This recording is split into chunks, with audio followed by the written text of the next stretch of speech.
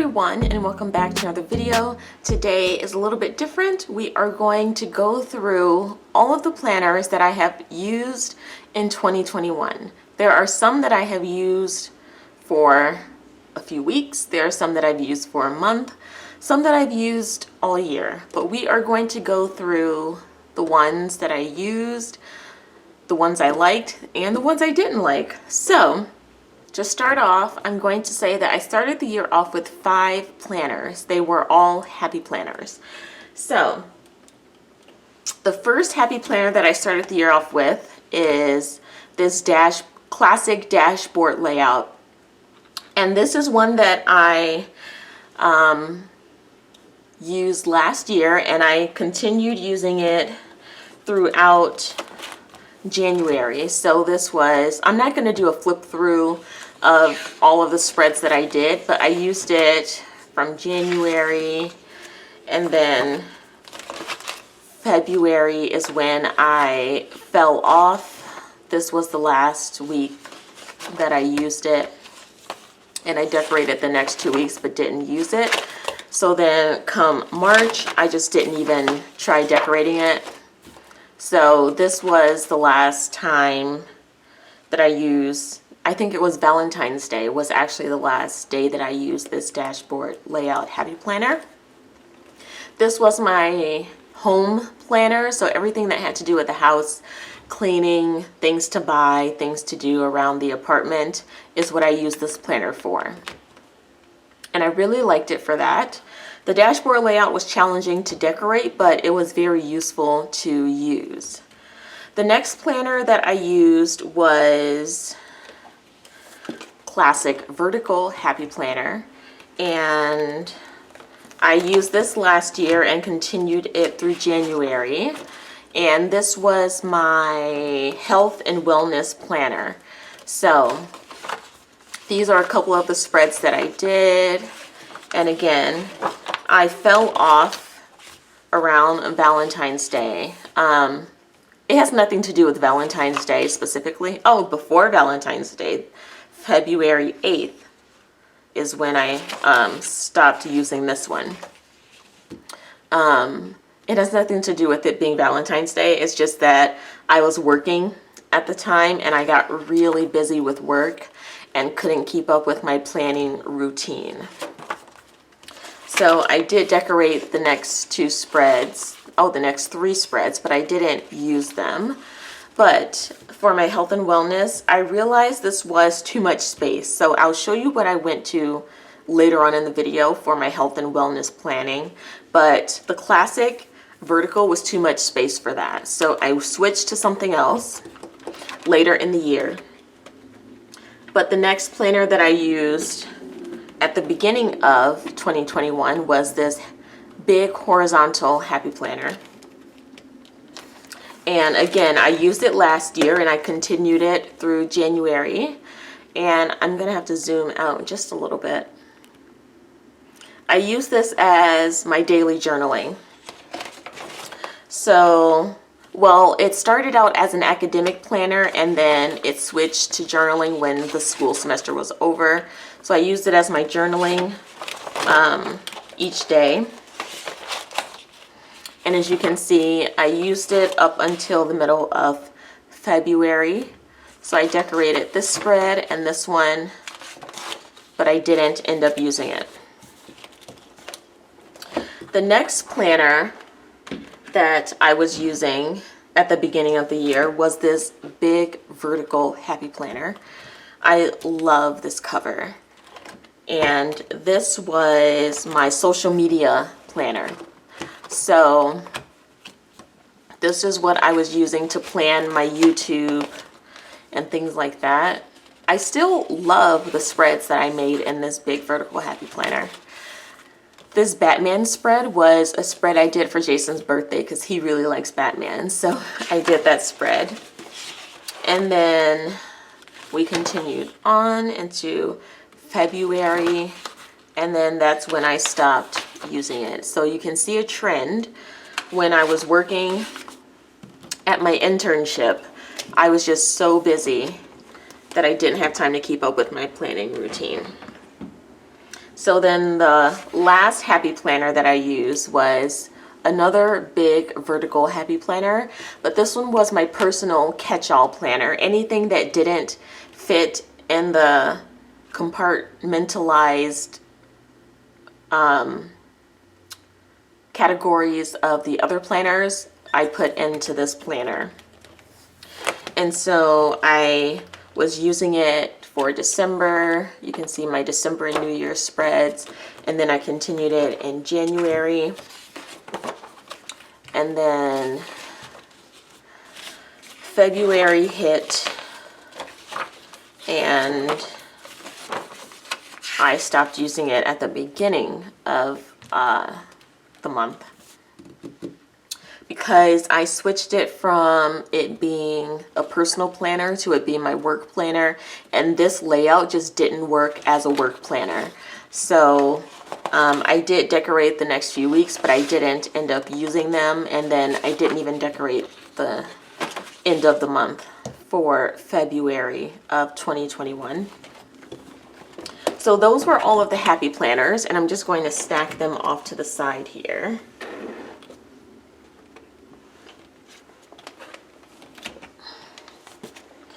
Those were all of the happy planners, and even that wasn't enough. So, oops, sorry, I'm shaking the camera. Those were all of the happy planners, and that wasn't enough, so I had to use the happy planner daily pages. Let's zoom in again.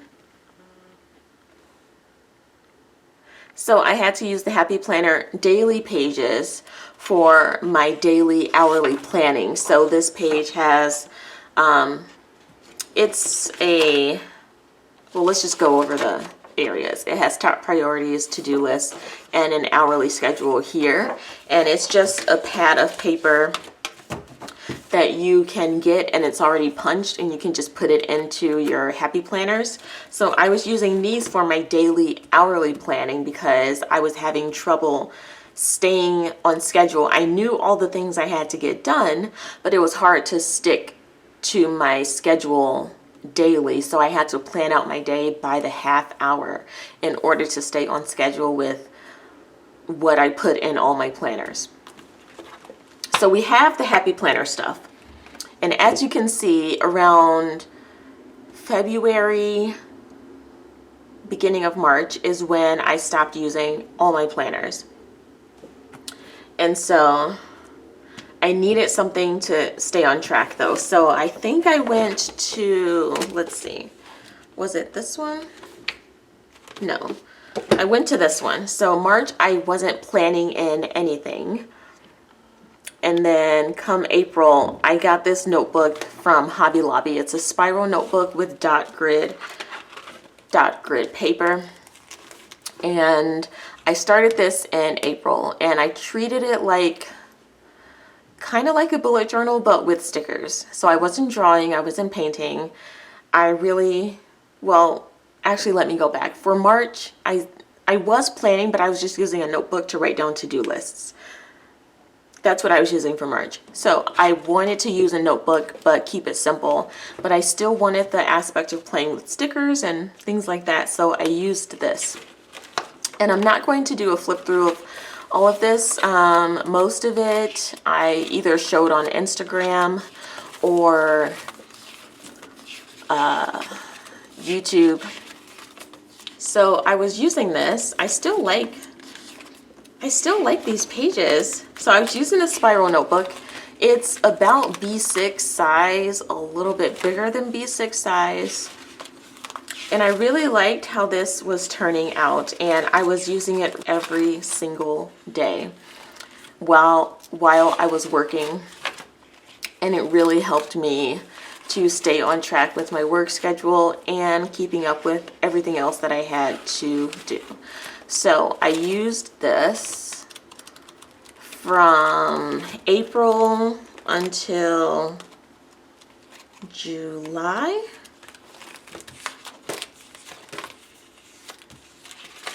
July 2021 was the last month in here. So I was using this as my catch-all planner personally because I was done with my internship. So this was just my personal planner, my home planner, regular to-do lists, and things like that. But also in July, I decided that I was going to keep the same style of planning, but I was just going to move it into a bound notebook. And that bound notebook ended up being a B6 Stalogy. But I'm getting mixed up. As I was using this spiral notebook, I wanted something to keep on track with my goals. So I started using this Passion Planner Daily Planner. So again, I was planning out my to-do lists in here, fine, but I needed something hourly to stick to my schedule. So I got the Passion Planner Daily Planner, and it has this hourly schedule that I really thought would help me. So I set it up for the month of May. Yeah, so a month after I started this one, I realized that I needed a companion to it for my hourly. So I set up for the month of, I started it in May doing the prep work. So I did the prep work. I was using this to track my steps. That didn't last long. And then after the prep work in May, I actually started using this in June. So I set up the monthly, and then I started using the daily pages. And the hourly schedule actually really worked. But what I found is that this page here was wasted space. So I was still using the left-hand page, but this page on the right that says space of infinite possibility really was a space of infinite possibility, and I just didn't have stuff to fill it with. So I used this up until the middle of June. June 15th was the last day that I planned in this daily passion planner. It's undated, so I could go back to it whenever I want. So there's always possibility I could go back to it for a daily, hourly schedule. But honestly, it's just too much space. This right-hand side, I just didn't need it.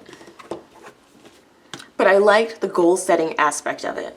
So I started using this Cultivate What Matters Power Sheets Goal Planner. I started the prep work. I don't remember when I started the prep work, but I did all the prep work and stuff, and then I started it in July. I had to flip through this whole book to realize I started it in July. So in July, well, June, I did all the prep work, and then I actually started it in July, and that only lasted a month for different reasons. I just wasn't ready for this planner, I don't think. I am going to go back to it. Again, this is the undated half-year version, so I am going to go back to this because it is good for goal setting and achieving your goals. I just wasn't in the space where I was ready to tackle all of that in that moment. So then we go into when I got my Stalogy. So the Stalogy I was using at the same time as I was using this spiral notebook in July. For 1 month, I doubled up and was using the Stalogy and that notebook. But I realized I was double planning a lot. So then I got rid, after this spiral notebook was over, I just didn't get another one, and I just transferred everything into my Stalogy. So I used this Stalogy from July until now, which is December 2021, and this has been my go-to planner for everything. This is the one planner I honestly will say has gotten me through everything. I cannot get rid of it. So I'm going to go into 2022 with another Stalogy that I'm going to use, set up and use. The other planners I've shown you are planners that I'm not going to take into 2022. Those are planners that worked for me while they worked, but I just don't gravitate toward them at the moment. So I'm going to continue using my Stalogy. It's my favorite planner, the planner I cannot live without. I carry it with me, even though it's chunky. It's very chunky, it's very thick, but I chuck it in my backpack and carry it with me whenever I go to school. Now that I'm out of school, if I'm going somewhere and I'm going to be there a while, I take my planner with me just to make sure I remember the list of things that I need to do. And I journal in this every day. So this is my everyday carry, my everything planner, and I love it. So that's my Stalogy, B6 Stalogy. At the same time I got the B6 Stalogy, I bought some Hobonichi planners. So let's see. I also tried, oh yeah, this is what, sorry, I'm getting all confused because I tried so many planners. So back when I showed you my health and wellness planner was in a classic vertical happy planner that was too much space. So in May of 2021, I started using this mini fitness happy planner. It's a mini size, so it's really small. Let's see. It's smaller than B6 sized, but I was using this for my health and wellness. So I set it up. I didn't put any stickers in it. It was just completely utilitarian, just completely for the use of it. But then that only lasted a couple weeks just because this layout just isn't how I think of my health, wellness, exercising, eating. This is just not how my brain works when it comes to this. So it's undated though, so we'll see what I end up doing with it, but that was that. So back to the Hobonichis. The Hobonichi, I got the Hobonichi Weeks and the Hobonichi Cousin Avec. Actually, let me get the other part of the Cousin Avec. So the Cousin Avec is split into two books, January through June, then July through December, which I have in this mode term cover. So for the Hobonichi Weeks, because I didn't like the layout of this mini fitness happy planner, so I was going to use this Hobonichi Weeks as my health and wellness planner. So I started using it in June. So I stopped using this one in May, so I started using the Hobonichi Weeks in June, and I set it up. I was tracking the weather because I was going on walks, and I was tracking the weather to make sure that it would be a good day to walk or not. And then I took off a few weeks, and then I tried to come back to it as a social media planner, but I just couldn't get into the groove of using the Hobonichi Weeks, so the rest of it was wasted. I like the layout. I just feel like this amount of space just isn't enough for what I needed it for. Even though we have this notes page on the right hand side, this area for the dailies just wasn't enough. So I stopped using that. Then I got the Hobonichi Cousin Avec for memory keeping. So I was memory keeping in this starting in June, I believe. Yeah, because I got this late. So I started in June, and I absolutely loved doing these spreads, and I love looking back on them. So then I did it for 2 weeks in June just to get a feel for what it would be like to use this as a memory planner. and then July started, so I switched to the other book. But I was using the daily pages to journal. So I was journaling in the daily pages on here for a little while until the month ended. This is July.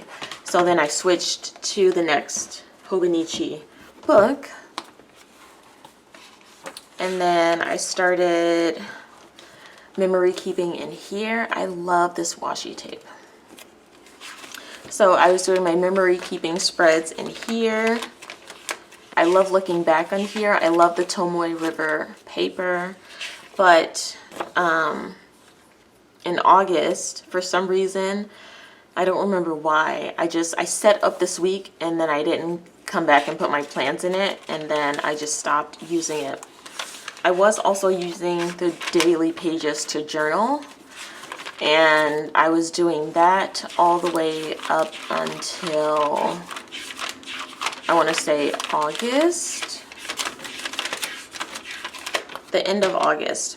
August 24th is when I stopped journaling in here. And I liked it for memory keeping. The thing that I didn't like is that it's hard to find sticker kits to fit the weekly pages. So I was making my own stickers. These date covers and this and the habit trackers and the meal tracker, I was making those myself on my Cricut, and I think I just got tired of doing that each week. See, I made all these date covers, this August, habit trackers, the meal tracker. I was making those myself, and that got a little overwhelming because I'm not a sticker shop, I'm not a sticker maker, so it would take me a long time to do that. And so yeah, I stopped using the Hobonichi Weeks in August, and that's actually all of the planners that I was using, but I was using other notebooks to journal. So this was my journal that I was using, let's see, before the Hobonichi Weeks. So I was using this last year, and I kept it through January of this year, and then I ended it in March. So I was using this to journal before I got the Hobonichi, and then I was using this to journal for a little while. But then this notebook just I wasn't gravitating towards it. So these I was using to journal. The Hobonichi Weeks I was using for memory keeping.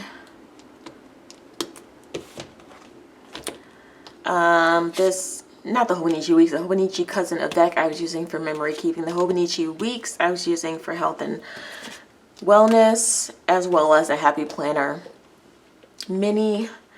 I went through bullet journaling, well, kind of bullet journaling in this spiral notebook. I went through passion planner and a ton of happy planners. So as you can see, my planner journey has been far and wide, but I have settled on planners that I want to use for next year. So I'm going to do a video lineup for my 2022 planner and notebook lineup that I'm going to do before next year starts. Sometime in the next couple of weeks, I will have that video up for you. And I'm super excited because I think I have a system that will work for me. There are some planners that I'm going to be trying for the first time, not trying for the first time, but trying for the first time for what I'm using it for. So I'm super excited about that. And yeah, that is all I have for you today. Thank you so much for hanging out with me, and I will see you in the next one. Bye.